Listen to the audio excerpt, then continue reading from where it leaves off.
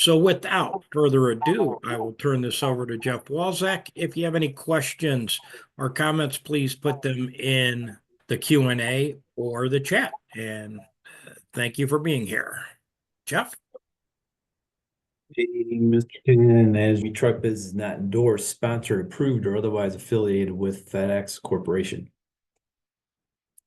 E-Truck Biz, but if you don't know, if you're new and you just stumbled upon this webinar or whatever, E-Truck Biz is business support for FedEx service providers. E-Truck Biz allows you to organize, optimize, and maximize all your results so you can capitalize on Network 2.0. So it's a last call next week. This time next week, we will be doing, it's a 3-day seminar now, capitalizing on Network 2.0.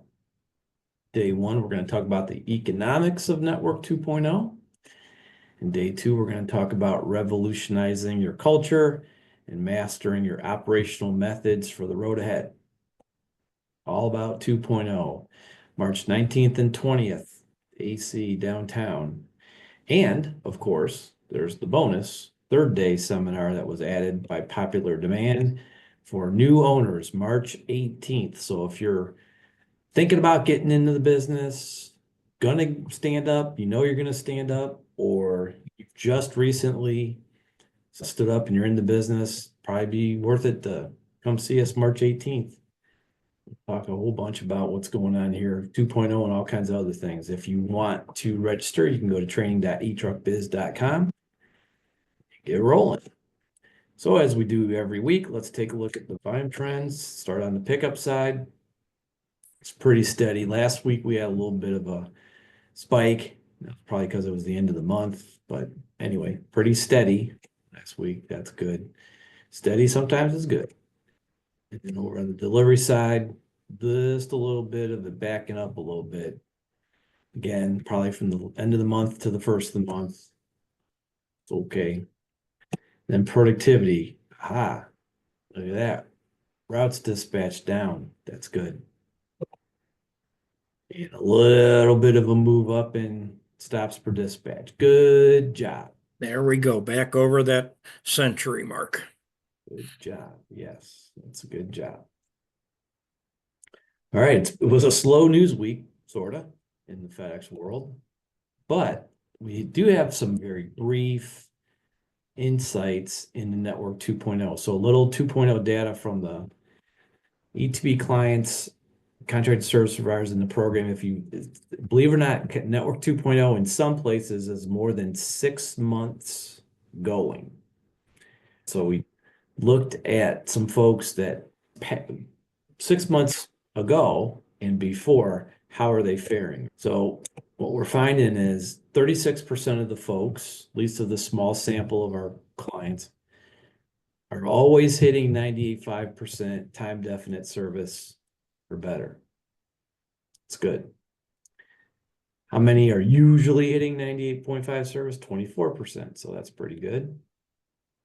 Sometimes 98.5% time definite service, 17%. Never hit 98.5% service, 14%. And oops, there's been 4 of this particular sample that left the biz from when they started till we measured this. So this was very on the top. This isn't real good numbers yet, but we have a lot of good data that we're going to start bringing forth here over the next couple weeks and months. So just the point here is the majority of folks are figuring out a way to deal with time definites, and that's good. All right, as we said, some of this goes back some more than a year. Anyway, since then, it's probably improved some as well. So the topic of this week's webinar is FedEx taking a big gamble on contractors in Network 2.0. And I guess that's who you ask, because there's some express folks that would say, oh yeah, it's a big gamble. But let's go through some of the points here. First, let's understand FedEx's evolving network challenges. So this is why this all came about, right? After COVID, after vid, shippers started seeking more cost-effective transportation options, which have greatly affected FedEx's priority shipping services. Postal Service and UPS and the rest of the industry have been trending away from expedited shipping products for years now. And FedEx saw this coming and they knew that they were going to have to do something about it, which is what spawned 2.0. So anyways, FedEx, the declining volume of Express is one of the big reasons for efficiency issues at Express. So here they are telling you, you got to get efficient, you have to get productive. But the reason they're moving away from moving the Express into the ground network is because they were coming up. They had half full planes and everything else going on. So anyways, they knew something needed to be done, as we just said. As we know, Network 2.0 is the broad strategy to answer these challenges. And the success, no, there's no pressure here. Contractors are going to be contractors, but the lion's share of the success of the strategy depends heavily on the contractor model. Okay. Network 2.0, of course, is reshaping FedEx's expectations of its contractors. FedEx has slowly but surely been telegraphing its revamped expectations as the rollout starts to gain momentum. So what are those expectations? So FedEx leadership is committed to gain greater resource productivity from its contractor force. So most of you already know this, but this is at the heart of everything. If they can't get the productivity needed for 2.0 to function, and 2.0 is actually more than just expressed into the ground network. There's some other things there, but that's the main thing. But they know that they need to get contractors on the productivity bandwagon. And that means more packages, more stops, and more on-road hours per dispatch. Achieve the desired productivity, new levels of efficiency will be needed, right? But as long as there isn't a knee-jerk in adding dispatches, as long as that doesn't happen, additional density will increase efficiency naturally. So they may not have to force this to happen just because if you take an existing truck, let's just say, and put some more stops on it, that will make that dispatch more efficient in theory and productive for real. So they may not have to force it to happen. That's the hope. Express's biggest point of contention about the whole transition is the ability to get contractors to achieve expected FedEx quality standards. And in fact, I'm not going to tell you, there's some concerned, at least local folks here from the Express side of the house that continue to express their concerns. But those contractors that can't will and are already being shown the door. That's what we were trying to show you to begin with. It wasn't everybody that was leaving, but it was about 10% of the contractors, one way or another, finding the door. Plus, there are some recent lawsuits out there that support this from those that support people leaving that can't run their business and want to blame FedEx for it. There's some new ones out there, and we're not gonna get into those. The big gamble. Why FedEx is betting on contractors. Contractors provide FedEx with a low-cost provider advantage in the last mile sector of the business, if you can look at it that way. That gives FedEx the ultimate advantage in what otherwise is a commodity. So a commodity is something you could get the same thing somewhere else. Gas is a commodity. You can go to 5 different gas stations and hopefully the gas is all the same. So being the low cost advantage or low cost provider in that environment is of a huge advantage. Because the low cost provider of the service can't be priced out of the market. Now, no, these days, UPS used to threaten to price everybody. They did for a long time. They priced everybody out of the market. But Lately, I'm not sure how much money they got left over. They've been having some issues. Anyways, that's an advantage. So contractors, if they understand the opportunity, will likely want to adapt the changes, right? The Teamsters don't adapt. They just want to do the same thing every day. Pay me more and quit giving me more to do. But union workers fight everything, which is why UPS and the Postal Service have been having trouble adapting to market changes. There are some risks betting on contractors. Going to have to get greater resource utilization out of contractors. That's the only way it becomes financially doable. Let's just say that for contractors, right? By increasing your resource utilization. Contractors will play with fire if they bend the notion that they may need more dispatches than necessary. We've seen this over the last, say, year and a half now. Usually, contractors get told, hey, Network 2.0 is coming, you're going to get express volume. The first thing is what, Ken? They panic a little bit and they say they want to throw some resources at it. I got to get more trucks, got to get more trucks. So how many more trucks do I got to put on the road? What have we seen here for the most part?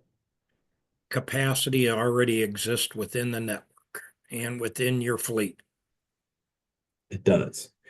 So when you get a Network 2.0 packet, which in those packets, FedEx is going to tell you what they think you should be dispatching. Does that show a large increase in dispatches? Not at all. Sometimes it does, not a large increase. Sometimes there is some sort of increase in dispatches, and based on the reconfiguration of your particular area, that there's a zillion different variables that go into this. But the first knee-jerk thought is not to necessarily think that you got to put extra dispatches out there. So contractors like to be entrepreneurs, not Teamsters. These things will clash. Somewhere in the middle is where contractors need to be. So there is a way to do this. There is a way to run these businesses. There are things to look at, measure, hold people accountable for. They don't necessarily need to be made up brand new. There's been thousands and tens of thousands of people trying to figure this out. There's a way to run this business, but that FedEx can't necessarily impose that particular will on its contractors, right? So a contractor doesn't necessarily mean you got to think up a new way to get a wheel to turn around, but at the same time, there is a way to do this, right? So contractor alignment strategies, practical steps to align with how contractors can align with FedEx expectations. All right. So here's a few tips. So one of the first tips is to foster a positive and motivated team culture, right? What's your culture? What's your driver culture? What's your business culture like? Will your drivers readily adapt to change?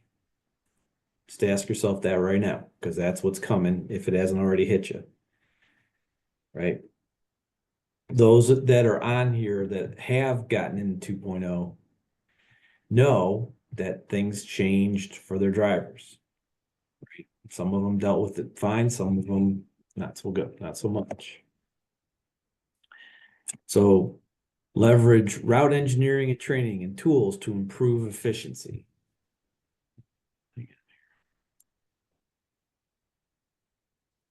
There's a lot to be said about good old-fashioned route engineering and planning. You want to use it instead of leaving route optimization up to your drivers. So what do we mean by leaving route optimization up to your drivers? Okay. Letting them deliver that truck in the order that they want to deliver the truck. And we hear it all over the place. Sometimes I have to. Okay? Sometimes you're right, you do. But 90 to 95% of the time, you want that truck delivered in the order that it's loaded, because the DRO/FRO is going to optimize it for the full day and for the service requirements that are on that truck. So the drivers don't necessarily have the best interests of your company in mind, do they? No, but they got to be somewhere for lunch at noon. Right? They want to do what they want to do, and okay, but they're not paying your bills. They're not the one trying to make payroll every week. Okay. Commit to regular vehicle maintenance. Now, it kind of sounds basic, but trucks, there's a way to think about trucks. Trucks are not for constant fixing. So yeah, my truck's paid for. That's great. Is that truck, how often does it work? Yeah, it works. Well, how much did you spend on it this year, last year to keep it going? How many times has it broken down? Trucks are your tools for generating revenue. They're not necessarily this thing that everybody wants to tinker with all the time and fix up the trucks. It would be good to think of truck inspections, like a pre and post trip inspection, really as a revenue generating activity. It doesn't generate any revenue, that truck does. So you want to keep those trucks on the road, right? And out of the shop. Hey, Jeff, can I add to the foster a positive image, a positive motivated team culture? Sure. Where that comes into play, if you have one driver that's got seven time definites due by 10:30 and they're at all four corners of the work area, can you give up three of those to somebody going through that area that's adjacent to their area? A lot of times drivers like to say that's not my route. In this environment, and especially with dynamic DRO, those routes are going to fluctuate. So you have to ask yourself, do the drivers understand their route is what's on their truck that day? So I just wanted to add that. So another way to deal with this is to use performance data for data for decision making. So decisions are made based on data and numbers, not on feelings, and not the latest, we'll call it a demand of a driver or something that happened like that. You have to make cold-blooded engineering decisions based on data and numbers.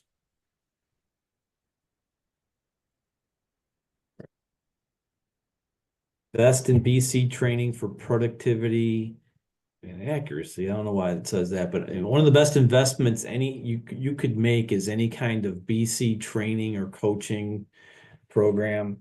I know a lot of you think that your BCs are doing great. Maybe some of them are, but what if they could do a little better?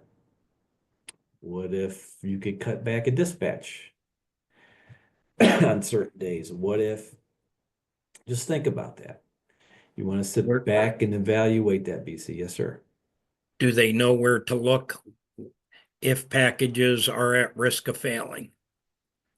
Have they been trained on those tools? And that goes along with the chat. Jeff, it says we started last week and we realized we need to do a trade-off between efficiency and honoring your service score. And that's where the training of the BC can come in. Do they know to move work around? Do they know that I just put 1030s on a driver that does 15 stops an hour and he's not going to get to his work area until 10 o'clock. So that's where the training will be in training for the productivity part. Thanks, Jeff. Yeah, that's cool. I just saw that in chat too. That's good. We just started last week, the integration. So far, we realized we need to do a trade-off. That's what you just said. Yeah, see, it's different. There's a different thing going on here. It's not just hurry up and get what you got done as soon as you can and get it done. Got to get it all done, but there's a whole methodology to this. What we're talking about here, balancing efficiency and profitability, maintaining your business margins, right? How does that happen? How does what Matthew just said happen? You have to have effective planning.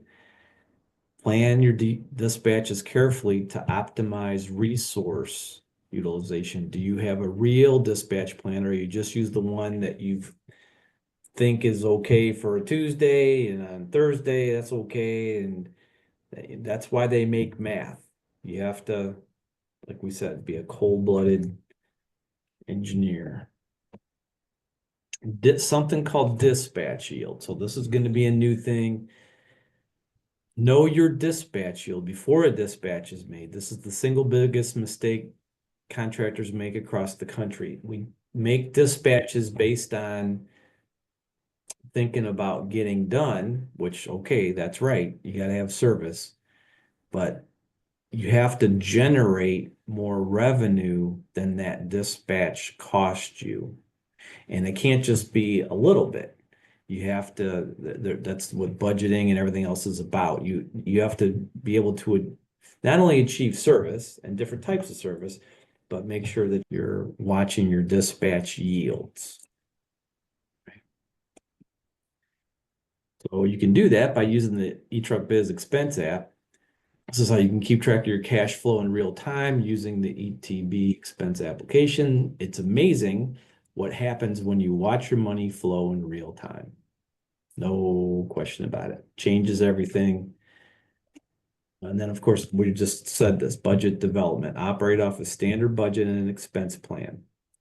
And check your progress daily. It's not just about getting the trucks out anymore. We got to watch and see how much it's costing us and what we're making off of it. So let's hear from Becca. And she tells us a little bit about those who have or are going to go through a lot of what we just talked about. So Becca talks to most all the folks that either get into the BSS system or parts of the system or whatever. There's a lot of folks that we have that interact with everybody, but Becca's going to tell us a little bit about what she hears. Yeah, so we've been having a lot of sessions or calls with contractors that are facing change due to Network 2.0, and what they're wanting or needing is a system or a process in place, a plan that they can have to take over this new area. If they're becoming a multi-facility operator and so forth, we need to have a plan. We need to plan for this change. How can we go about it? And that's exactly what the BSS is for, having the experts on your side and guiding you along the way. Just like Jeff was mentioning, different areas as far as like the expense side, there's 3 different programs in the system, and they're all going to intertwine together and make sure that your business is successful. Viewing change as an okay. I was going to go through that, but that's okay. All right. Basically, we've just been dealing with a lot of the contractors that are going through with this change and or about to, and it's a great way to prepare. If you wanted more information about the BSS, you can get a hold of me by going to, multi-facility, or go ahead to the next one, please. And then, so this is the business support system right here. It has the 3 programs included, focusing on different areas of the business, the administrative side, the operational side, expense management. We've been having a lot more calls lately, just going through this with everyone and showing what we can do for you and how we can help improve everything that is included. So if you want to make an appointment with me, please do. You can reach out to me at becca@etruckbiz.com. You can book an appointment by going to asm.etruckbiz.com. And then I will go through everything for your operation and plan so you can be efficient and make plans for the change coming your way.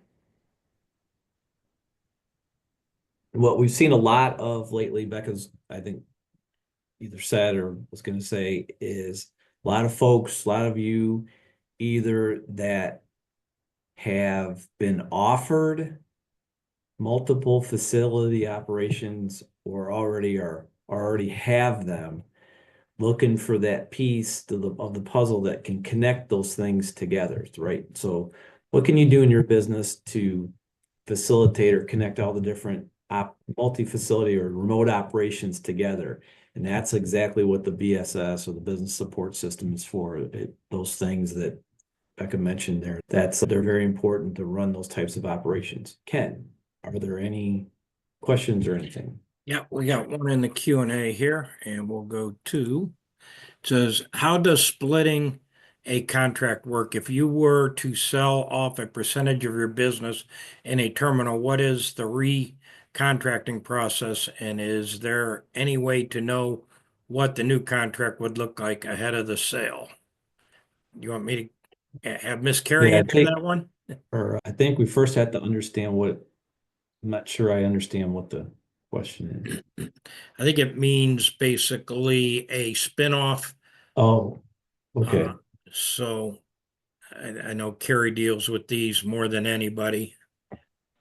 Yeah, I can answer it a little bit, but I want to clarify that you cannot on your own split a contract or split a work area. It needs to be approved by FedEx. And I have not seen spin-offs or whatever you want to call them, like CSA split in probably a couple years. They're getting away from that.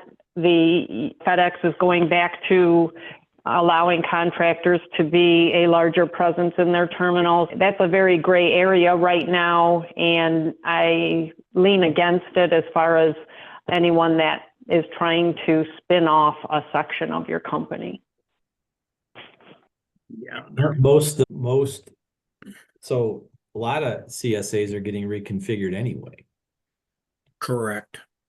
I was on an on-site visit last week, and the former contractor had lost the CSA, and FedEx split that CSA into two CSAs because they wanted two different CSPs in there. And they did have the chance to negotiate the contract beforehand, and they didn't have to accept it. But once it was accepted, then the choice is up to the station manager to choose which one of the CSPs that they would like to utilize in that CSA. But yeah, I think the biggest thing, John, is any spinoff does have to be approved by your station manager. And as Jeff said, most of them going into 2.0 are getting reconfigured anyway.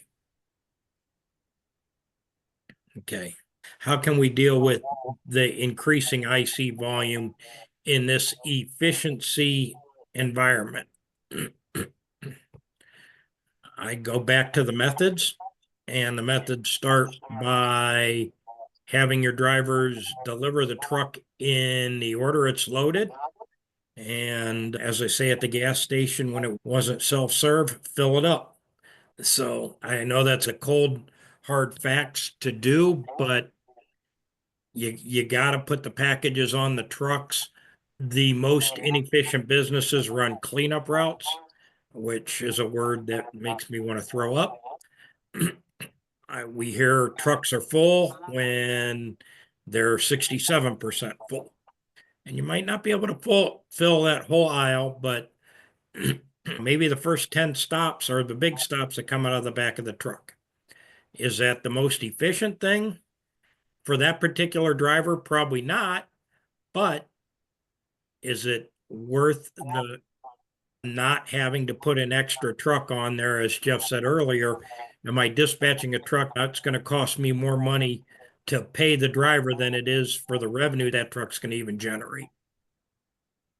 The biggest way to deal with the IC volume is they have to go on the design trucks, utilize the cube space that you have there. Dynamic DRO will also route bulk accordingly as well too. Anything to add to that, Jeff? The thing is, guess what? Guess what was a problem 30 years ago? Big packages and bulk. Tires and buckets and bumpers,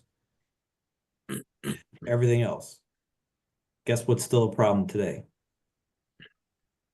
Big packages and preloads.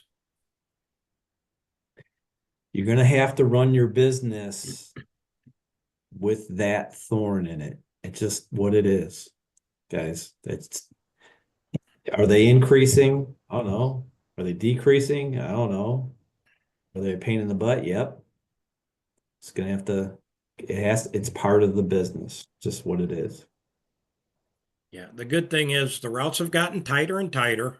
If you're doing the first 10 stops that are big stuff out of the back, is it the most efficient? No, but it's still way more efficient than the extra dispatch. Because if I take 3 to 5 stops off of every driver, okay, I've got 10 drivers, I'm going to come up with 45 stops. And I take 45 times $4 of revenue per stop, I'm only going to generate $180 worth of revenue on that truck. Guess what? I'm probably going to pay that driver $180. So I got back the wages. I didn't get back the fuel. I didn't get back anything else. So as Jeff said, when you let your drivers optimize their own routes, they are reducing the capacity that you can put on that truck because they're going to have to jump all over the back of that truck to find the next stop rather than deliver 1,000, 1,500, 2,000, 2,500. Will they have to you do those first 10 stops out of the back and jump around? Yeah, a little bit, but if they know the order they're going to deliver them, guess what? I'm gonna load my aisle that way. So we had a customer basically running four bulk stops last week with 100 packages. I'm pretty sure I could spread those 4 stops across, even if I had to do it 4 different trucks, even if I had to do it on one truck, I could probably fit 100 packages down the aisle of a truck. So can you sell a CSA before your terminal goes 2.0?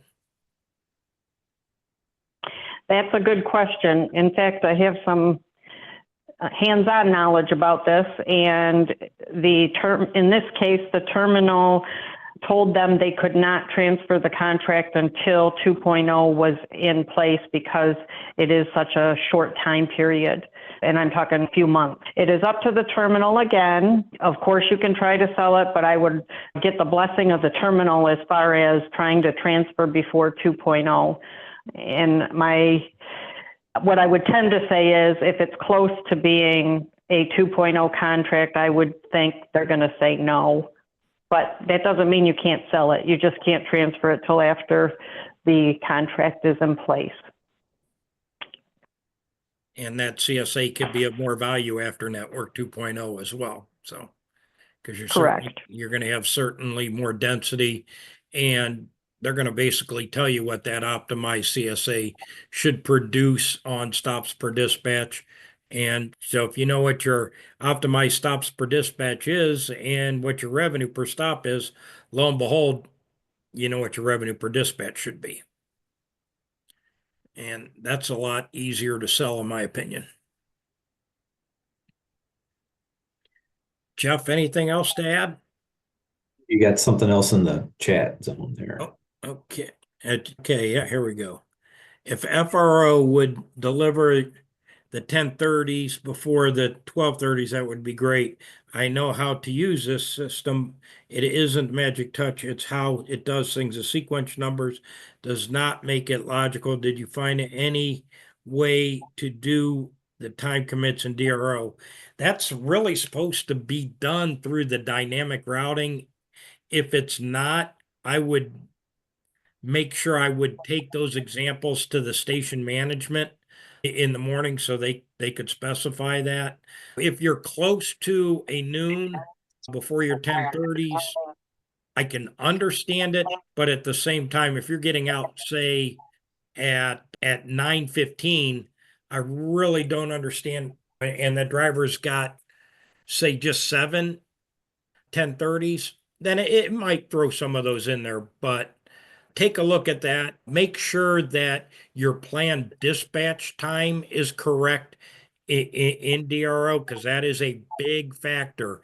If your planned dispatch time is listed in DRO at 8:30 and you're not getting out till 9 o'clock, that's going to significantly impact the dynamic routing. Okay. And it says, what are some of the challenges you're hearing in the sense of the operation? I would say the biggest challenge is changing drivers' behaviors because they are so used to being able to deliver that truck in the order that they want to deliver that truck. Sure thing there, Ken. Huh? Isn't that a culture issue? Absolutely, that is a culture thing. And said, if you don't have them now, work to change that culture now. It's a lot easier and have a less impact. But if you just wait till, oh, guess what? We're starting on Tuesday. Oh, time definite. Hey, guess what? You got to run my place. You're going to get a lot of unhappy people, and they're going to say, I'm going to run it my way. Or if not, I'm just going to get up and walk out of this place. And that will happen. So you got to change that culture. And then the engineering, I think you'll have drivers that might have 15 time definites, and you might some that have two. And can that person get all 15 stops off? Do they have enough time to get those 15 10:30s off? Probably not. Because once again, these are business stops at 10:30. Those aren't residentials. So they're not going to be 30 to 45-second stops. Those are going to be 3-minute stops. Some of the other challenges, a lot of them go to hospitals. If I've yet to see where you deliver all the packages for the hospital to one receiving location.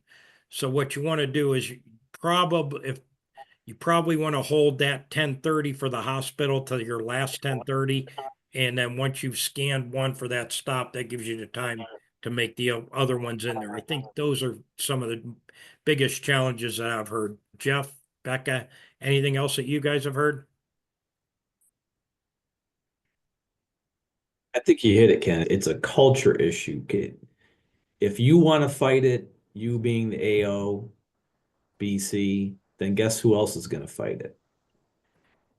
Drivers. Yep. They just want to know what's going to happen, what's going to change, how it's going to change, what they're going to be, what expectations. We talked about that today. What expectations are you going to have for your drivers? The expectation, one of the big things from an operational standpoint is, and just this is just what happens, is your on-road hours increase per driver, per dispatch. Why? Because they're going to have to go to stops at different times, and it's going to make their day longer. Just does. Ken, is that not true? Absolutely. I witnessed it last week. Happened to be in South Florida, and a driver conveniently took his hour break between 1:30 and 2:30 every day, which are probably about 1:45 and 2:45 every day, which tells me this driver was probably just waiting for pickups. And they probably could have had more work on that truck because they were probably going to go to their first pickup at 3 o'clock. But he got to watch some baseball games for an hour while he was sitting beyond the fence in left field. So That significant, or is that a good way to, is that good resource utilization? probably not fully utilized, but do your drivers deserve a break? Yes. Is it an hour between 2 and 3? Probably not. So that's one of the things FedEx is betting on. They're betting on the drivers are going to have to be out there longer. Eventually, most folks are going to get it that, hey, I had probably put some other work on that driver. Oh yeah. That's what today was all about, actually. My name is, get some other questions. Yeah, what is the long-term outlook for contingency? Seems those contractors that dive into contingency can really make some money.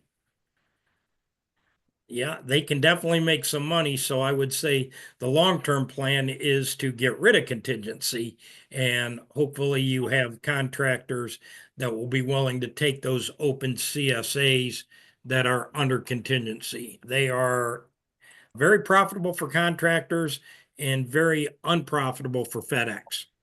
So the goal would be to hopefully get rid of them, but that's a environment that didn't understand. There's a group of gypsy drivers that will go anywhere to deliver packages as long as they're paid significant amounts of money. And contingency contractors get paid a significant amount of money that FedEx just doesn't have the revenue in the packages to pay for that. FedEx would love to see the contingency business go away, but until Just because you make a lot of money or think you're making a lot of money doing contingency, not all those contingency folks wind up keeping a lot of that money. yeah, Sometimes they spend it. yeah, there's a lot of unseen expenses, housing, per diem, all of those things that go Recruiting. along with it. So if you do it, you got to make sure you do it right. Start on a small scale, but yes, you can make money, but FedEx's goal is to put contingency contractors out of business and have you become a CSP in that building. So, do you see large package routes still running with Network 2.0? Example, where we work, we manage a truck that just has LPs. LPs, cleanup route. If you can make if your LP route can make the other trucks more efficient and more money, great. If I take 10 stops off of a truck that are going to take an hour's worth of work, guess what I need that truck to do? I need that truck to do an additional 25 stops. Because I've taken an hour worth of work. I'm expecting you to do 25 residential stops in that hour. So, yes, they can work. There's no doubt that if you run an efficient LP route or that LP route is making your other trucks more efficient, yes. Can they relieve some 1030 stops off of other drivers? Absolutely. And the biggest problem with LP routes is they're 4 hours worth of work. So now that I made this LP where guess what that LP route's doing the first 2 hours? Hey, they might be delivering like some 1030s and noons, so these other drivers can run more efficient. So the work that you put on the LP must be made up. It must increase the productivity of your other routes. Anything to add to that, Jeff? Perfect. If you take some of that bulk ICs, whatever you do to make something easier, the only way it works is you gotta put more work on the truck that the ICs and the bulk came off of. Is the compensation for time definite stops the exact same as regular business delivery? The 5 PMs and the 8 PMs are yes. The initial payment for the 1030s and the noons are, and if you don't hit the 98.5 service. If you hit 98.5 service, you will receive a bonus based on a per stop rate for those 1030s and the noon deliveries. Did I explain that correctly, Carrie?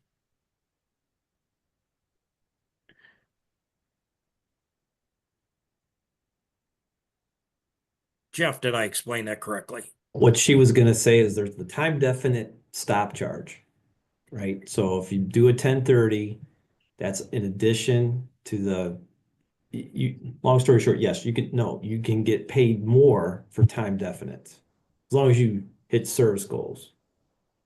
So your time definite stop charge on top of a regular stop charge.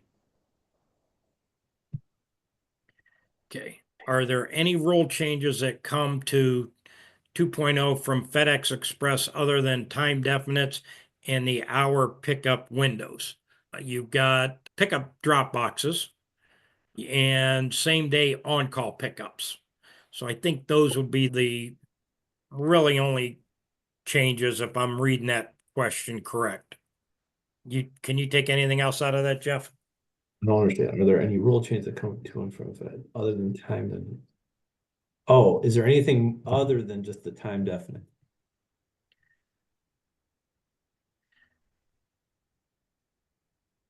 I don't think directly. Indirectly, there's a whole bunch of things, but directly, no. What's the average amount of stops under Network 2.0 drivers are going out with? And that can vary. We've got one customer who was averaging anywhere from 106 to 100 stops per 115 stops per dispatch. Looked at what they performed yesterday. They were at 112 stops and delivered just shy 95.8% on-time service.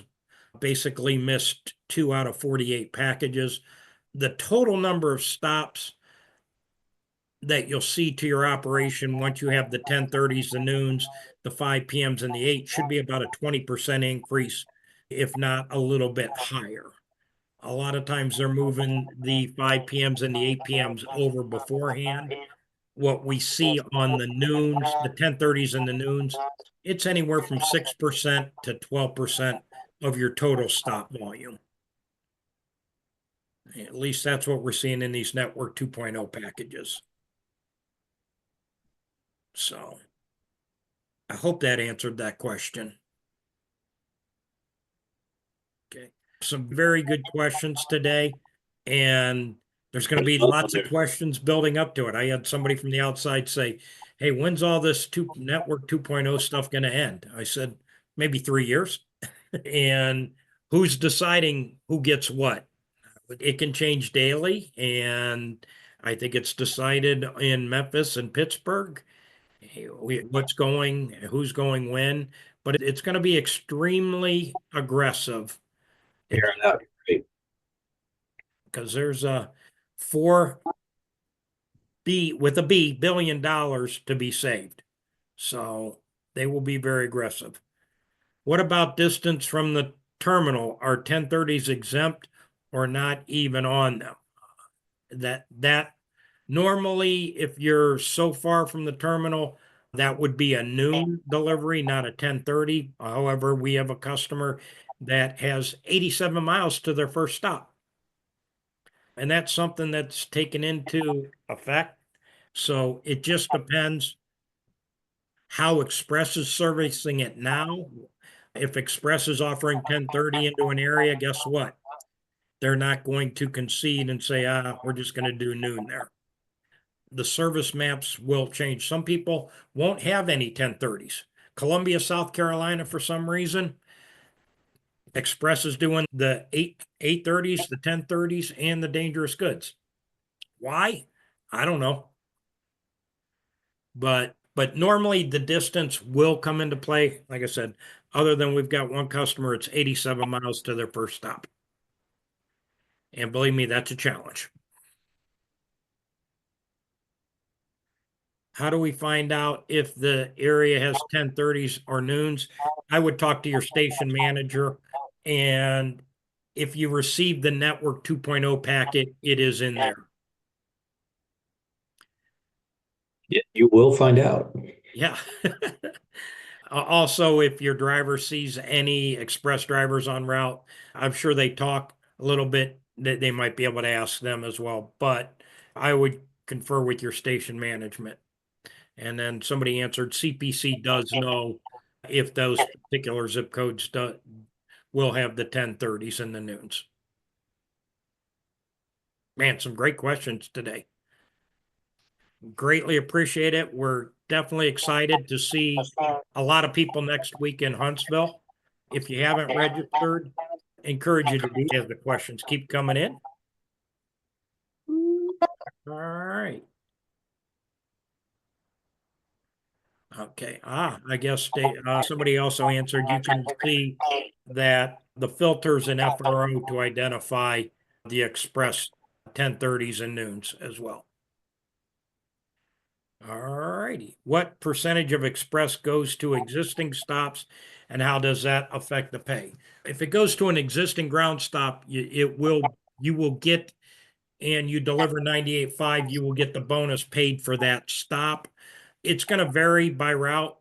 The 8 p.m.s, they're not going to marry up with other residential stops. The 10:30s are the ones that are more likely to marry up.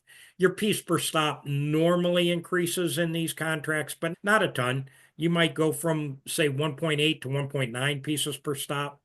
I've seen some, 2 in the state of Massachusetts that I've just seen recently. 1 increased significantly, 1 didn't increase at all. So it just depends on the CSA. But you would get paid for the express stop for the increase rate if you hit that 98.5 for the week. Okay. That looks like it's it. As I said, we'd like to see a lot of you in Huntsville next week.